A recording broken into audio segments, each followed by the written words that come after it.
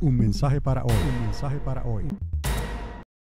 Aquí en esta diapositiva que la he dejado como primera página, habla en poco espacio del evento o de los eventos que se van a llevar a cabo durante esa última semana. De las 70 semanas profetizadas, 69 ya se han cumplido, solo falta una, y todos los caminos parecen indicar que es el fin que se aproxima sobre los sistemas y los gobiernos de la tierra. Y aquí podemos ver esa famosa ciudad dorada, la Nueva Jerusalén, que le fue prometida a Abraham, y él no sabía exactamente lo que eso significaba, y nosotros todavía no comprendemos claramente cómo esa ciudad ya viene de camino, y solo por lo que escribió Juan en la isla de Patmos podemos tener una idea de las medidas de esa ciudad y de lo que esa ciudad conlleva, y más o menos la apariencia física de esa ciudad. Y podemos decir que en cierta manera le queda un día de viaje a esa ciudad celestial. ¿Por qué?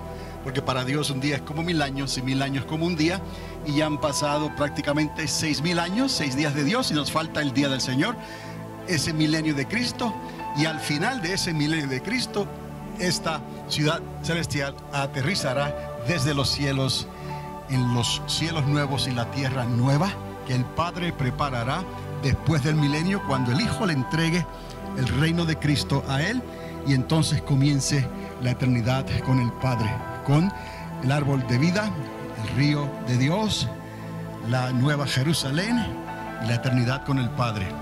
Entonces, regresando aquí a la tierra, por decirlo así, en esa última semana será indicativo esos primeros 3 años y medio, 42 meses, y hemos dicho que puede que se construya el templo, el tercer templo en Jerusalén, antes, al principio o durante, pero no muy tarde. Tiene que estar levantado ya para que a la mitad de la semana ese templo será profanado. Así como hizo Antíoco unos años antes de que Cristo viniera, este otro Antíoco lo hará también un tiempo antes de que Cristo venga y ponga sus pies sobre el monte de los olivos, que es la señal visible que se le dará a esta tierra. Y una nota solamente como información: más o menos ese tiempo del ataque del primer Antíoco contra el pueblo de Israel, donde él profanó ese templo, duró en realidad unos 42 meses también, más o menos unos 3 años y medio. En el año 167, a principios del 167 antes de nuestra era, este hombre se levantó en contra de los judíos, y 3 años y medio después, más o menos, en el 64, los famosos macabeos, aquellos que tipifican lo que la palabra hebrea macabeo significa, martillo, golpearon ese imperio y lo trajeron, lo bajaron a la tierra, por decirlo así. Y entonces Israel disfrutó de unos 80 años más o menos de independencia gracias a los macabeos, y a la verdad que Dios estaba con ellos, porque de ahí fue que surgió la fiesta de Hanukkah, la fiesta donde cuando rededicaron el templo, ese templo que había sido profanado por Antíoco, con un poquito de aceite pudieron alumbrar esas lámparas por una semana completa. Y ellos reconocieron que fue un milagro de Dios, porque el aceite se siguió multiplicando por sí mismo en esas lámparas. Y de ahí Hanukkah, de ahí la fiesta de las luces. Y sabemos que el Señor reconoció esa fiesta porque Él también la menciona. Se menciona esa fiesta en los evangelios, y tomaron parte de la dedicación, que es como se llama oficialmente, la dedicación del templo. Pero sabemos entonces que fueron 3 años y medio también, más o menos. ¿Casualidad, coincidencia? Bueno, el asunto es que los últimos 3 años y medio de estas últimas semanas también se han llamado como el tiempo de angustia de Jacob, y será un tiempo de grande tribulación como nunca antes lo ha habido ni lo habrá jamás. Entonces esto necesita ya estar claro en nuestra mente, en nuestros pensamientos, no solamente porque somos el pueblo de Dios, esa responsabilidad recae sobre nosotros, pero porque tenemos al Espíritu Santo, nos recuerda continuamente. Ya cuando se habla de las 70 semanas, sabemos de qué está hablando el Señor. Cuando se habla de las 69, sabemos que ya pasó. Y cuando se habla de la última semana, la semana 70, sabemos lo que eso significa, y que no es una semana cualquiera, es una semana dividida en dos periodos, y que esos dos periodos son muy significativos, y que la señal que tendremos entonces de que esa última semana ha comenzado es que el ministerio de esos dos profetas, de esos dos olivos, comenzará a manifestarse desde Jerusalén, desde el templo, sobre toda la tierra. Y después de que se termine el ministerio de esos dos olivos, y es un ministerio que se le ha dado asignado de parte de Dios a esos dos profetas de 42 meses, entonces ellos serán asesinados, y 3 días y medio después resucitarán. Tipo arrebatamiento, arpazo, metamorfosis. Lo único es que ellos morirán literalmente, y sus cuerpos estarán expuestos al público por 3 días y medio. Y de una manera milagrosa Dios los resucitará. Y entonces se nos está hablando ya de sellos, trompetas y copas de la ira. Y en un momento en que el dragón, la serpiente antigua, con sus ángeles que se rebelaron contra Dios, serán lanzados a esta tierra. Y la palabra decreta literalmente: ay de los moradores de la tierra, porque el diablo ha sido lanzado a esta tierra y sabe que le queda poco tiempo. Y entonces ya sabemos una de las razones por las cuales el diablo no quiere estar aquí en ese tiempo. Tuvieron que lanzarlo del cielo en una guerra que se formó. Es porque él será encarcelado en el corazón, en el interior de la tierra. Y vamos a hablar un poquito más las posibilidades que hay, de dónde o cómo, o más o menos podemos entender ese ser. Es un ser angelical. Recuerde que los ángeles no son espíritus, ¿okay? Los ángeles tienen cuerpo. Espíritus e invisibles no es sinónimo, porque algo sea invisible no quiere decir que es espíritu. ¿Estamos? Entonces recordemos eso, porque así podremos entender cómo los ángeles pueden ser atados cerca del río Éufrates, atados de varias maneras, y cómo el dragón, la serpiente antigua, será atada. Y así lo podemos entender mejor, porque un espíritu es como el agua, se nos va de las manos, ¿no? Pero entendamos esto, que los ángeles tienen forma y los ángeles tienen un cuerpo, pero es un cuerpo que está hecho diferente al cuerpo nuestro. Y no los podemos ver, y ellos pueden cambiar de forma como ellos deseen. Pero están sometidos a ese cuerpo que Dios les dio. Y vamos a creer entonces que si los ángeles los pueden atar, es porque los pueden atar. Y por más hábiles que sean, no podrán soltarse de algo que hace Dios, y más si le ponen un sello específicamente que se quede ahí por 1000 años. Así vamos entendiendo esto, cómo esto se está desarrollando. Y les recuerdo que necesitamos una medida de fe, pero obviamente el Señor nos dijo que fuéramos como niños, ¿no?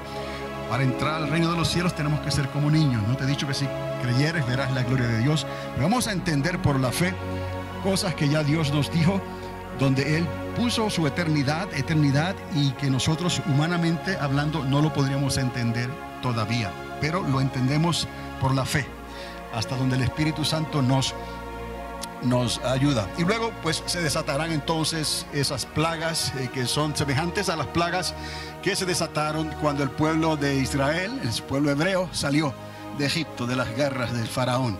Entonces no ha de sorprenderle al mundo. Si buscan en la Biblia en ese tiempo, verán que esas plagas no es la primera vez necesariamente que ocurren en esta tierra. Entonces les digo algo más para ya entonces entrar en lo que vamos a hablar. Este primer caballo blanco y este otro caballo blanco no es el mismo, tampoco los jinetes son los mismos. Este es un jinete a quien se le da una comisión, se le encarga algo, se le da una corona. Él es un arquero de profesión, tiene un arco, y eso nos ayuda a identificarlo con el hijo de Agar, que viene a ser Ismael. Y resulta que ambos vienen de la descendencia de Abraham. Aquí estamos viendo las dos caras de la moneda. Y Pablo hace una referencia a la espiritual y a la esclava, aunque no está hablando entre Ismael y el Mesías, pero está hablando entre el pueblo de Dios que fue liberado de la interpretación que ellos le dieron a lo que Dios trajo a Moisés. Le trajo la ley, la instrucción de cómo Dios quería que le sirviéramos, y ellos en realidad trataron de servirle, pero a la larga interpretaron la ley del Señor a su propia manera, y para el tiempo que vino el Señor ya no era lo que el Señor le había entregado a Moisés en el Sinaí, pero aún así era sombra de lo que iba a venir. De eso habla el apóstol Pablo cuando habla de la esclava Agar y de la sierva y de la libre Sara. Una está en Saudi Arabia, y eso nos deja saber que el monte Sinaí probablemente está en Saudi Arabia, y nosotros hemos estado ahí, pero siempre se nos queda esa duda, ¿no? De que si Pablo dice que se refiere a Saudi Arabia, entonces el monte Sinaí estaría en otro lugar, pero no vamos a entrar en eso aquí ahora. Pero aquí lo que quiero mostrarles es entonces que este jinete tipifica el poderío árabe, y tipifica, aunque claramente se nos dice que él es el Mesías, pero como el cordero que fue ofrecido, al igual que Isaac fue ofrecido por su padre Abraham. ¿Estamos? Y entonces también fue hijo de Abraham, y Dios le dio bendición también. Pero sucede que al final de estos tiempos, ¿no?, los gobiernos de la tierra serán trastornados, serán cambiados, y se levantará nación contra nación, reino contra reino, y habrá muchas calamidades, enfermedades, pestes y grande mortandad. Y todo eso Dios lo permitió para que se arrepientan antes de que venga este jinete, porque una vez este jinete ponga sus pies sobre el monte de los olivos, ya no habrá otra oportunidad. Entonces él va a regir con mano de hierro, con brazo de hierro, y ya sabemos que lo que ocurrirá aquí apunta hacia Armagedón. Y luego, después de Armagedón, entonces él comienza a reinar con aquellos 12 tronos, que son los 12 hijos, la descendencia de Jacob, y estaremos nosotros con cuerpos glorificados, coherederos, reinando juntamente con Cristo por toda la tierra, mientras la tierra es repoblada otra vez en su totalidad por un pueblo que Dios escogerá y que él permitirá que entre a la tierra, al reino de Cristo, después de la grande tribulación. Y ellos serán los que van a repoblar la tierra humanamente hablando, porque nosotros ya no podremos hacerlo. Pero eso no quita, estaremos sirviendo al Señor durante ese tiempo por toda la tierra con cuerpos glorificados. Amén. Y estaremos viendo al Señor, al león de la tribu de Judá, sentado en su trono con los 12 tronos de las 12 tribus de Jacob. Todo esto está bien delineado y bien determinado, y es un plan que va en marcha y que está cayendo como anillo al dedo, porque todo lo que estamos viendo a nuestro alrededor apunta en esa dirección. Israel se está quedando sola, y es precisamente lo que va a ocurrir. Y en un momento dado, Dios permitirá que estas cosas comiencen a suceder.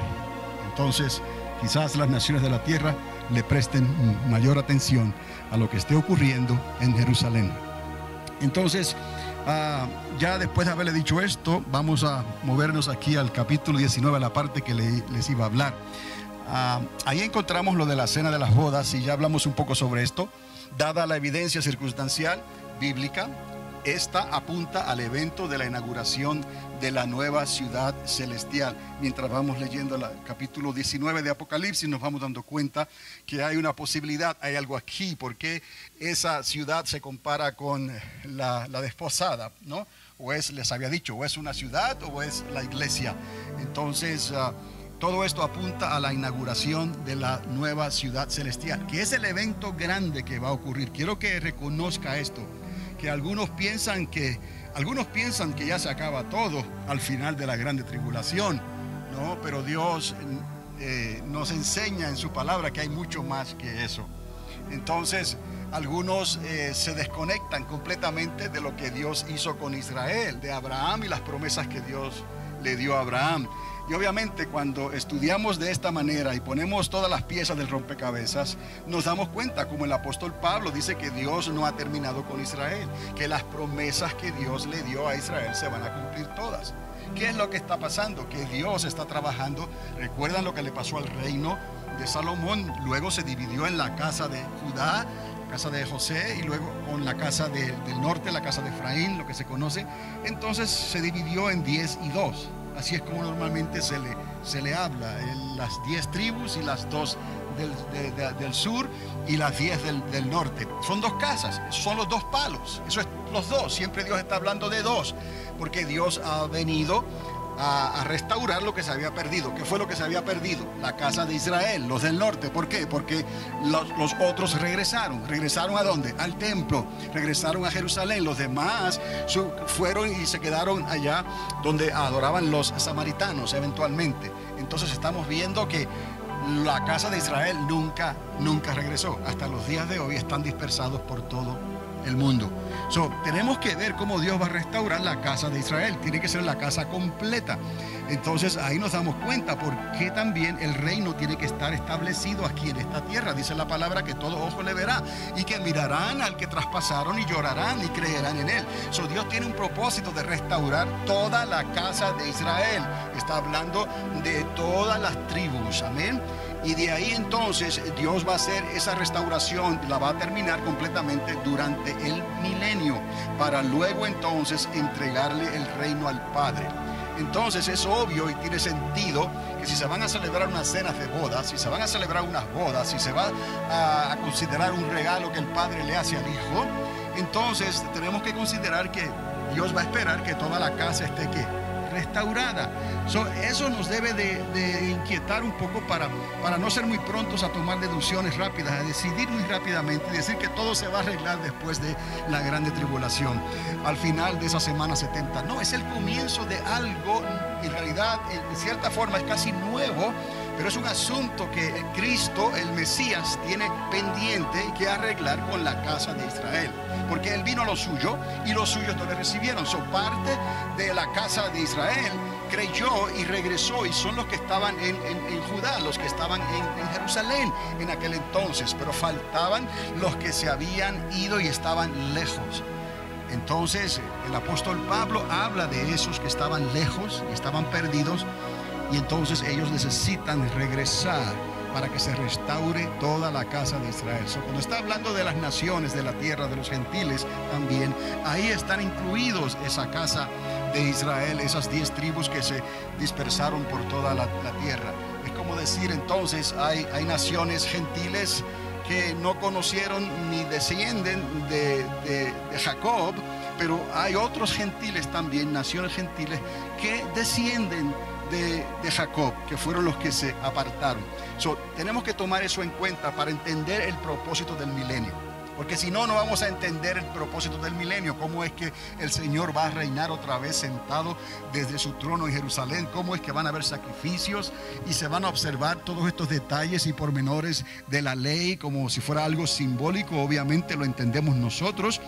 Entonces, si nos damos cuenta que el Señor está restaurando toda la casa de Israel, entonces lo entenderemos mejor. Y así podemos entender también que las bodas y todo lo que se haga, entonces tiene sentido de que se haga al final, ya cuando la casa de Israel esté restaurada completamente. Entonces, la misma palabra aquí nos enseña, nos da evidencia. Vamos a ver aquí en el capítulo 19 esto de la cena de las bodas. Si no me equivoco, vamos a ver aquí un momentito. Ok, estoy en la página correcta, quería verificar eso. Dada la evidencia circunstancial otra vez bíblica, esta apunta al evento de la inauguración de la nueva ciudad celestial. ¿Por qué va a ser una inauguración? Porque va a ser algo completamente nuevo. Estamos hablando, ¿no?, de que habrán cielos nuevos y tierra nueva. Pero recordamos aquí entonces que eso va a ocurrir al final del milenio. Y antes de que comience el milenio tiene que ocurrir la última semana. Y esa semana incluye 7 años. Y esos 7 años están divididos en 2 mitades. Es necesario tener eso fresco en nuestro espíritu, ¿no? Porque hay un patrón que el Señor está siguiendo aquí para que no desesperemos, para que la iglesia, el pueblo de Dios, sepa que vamos en la dirección correcta y que hay esperanza. Esa es la esperanza, la otra moneda del evangelio, del mandato. ¿Recuerdan? No solamente evangelizamos por evangelizar, sino que es que estamos esperando esa patria que estaba esperando ¿quién? Abraham. Estamos con la misma promesa, ahora más cerca que nunca antes. El Señor está a las puertas. Entonces sabemos que va a venir esa semana. ¿Y por qué es importante recordar que está dividida en 2 mitades? Porque lo dice la Biblia. ¿Y por qué nosotros no vamos a ser parte de esa segunda mitad? ¿Por qué no vamos a ser parte de esa segunda mitad? Porque el apóstol Pablo se le fue revelado que nosotros a la final trompeta, ¿Recuerdan la convergencia? La séptima trompeta la vemos a la mitad de la semana. Ahí ocurre la final trompeta, si lo vemos de esa manera. A la final trompeta seremos ¿qué? Transformados en un abrir y cerrar de ojos, porque Dios no nos llamó a ira. El creyente necesita estar firme, claro, con eso, que la segunda parte de esa última semana no nos corresponde a nosotros, ni siquiera le va a tocar al Israel de Dios. ¿Por qué? Porque dice la misma palabra que durante esos 42 meses, que son 3 años y medio, Él los va a resguardar, ¿dónde? En el desierto. Y allí Él le va a suplir agua y comida por 3 años y medio, en un lugar secreto, escondido, que nadie sabe, ni aún el dragón los pudo encontrar. Mire cómo Dios sabe bien, como la gallina sabe cuidar bien a sus polluelos, ¿no? Una vez pone sus alas sobre ellos y los esconde, nadie los podrá encontrar. En este caso, Dios le dio las 2 alas del águila al Israel para que volara al desierto y se escondiera allí por 3 años y medio. Y la misma tierra abrió su boca, para hablarlo literalmente. La misma tierra abre su boca y se traga todo lo que el dragón, la serpiente antigua, está atacando contra Israel. Cuando regresa el dragón, después de establecer su gobierno y planificar lo que va a hacer en esta tierra, inmediatamente se va a perseguir a la descendencia de Israel. ¿Okay? La descendencia de Israel en realidad la viene a perseguir después que ellos se escapan, porque ahí es donde entran los 144,000, 12,000 de cada tribu de Jacob, pero no vamos a entrar en esos 12,000, ya hemos hablado sobre eso. Pero la serpiente trata de hacerle daño a Israel primeramente, y la tierra le ayuda, Israel desaparece, y entonces el dragón se lanza contra la descendencia de Jacob, contra esos 144,000 que le sirven a Dios. La misma tierra le ayuda. Dios tiene un plan aquí que ni la iglesia ni el Israel de Dios. Un mensaje para hoy. Un mensaje para hoy.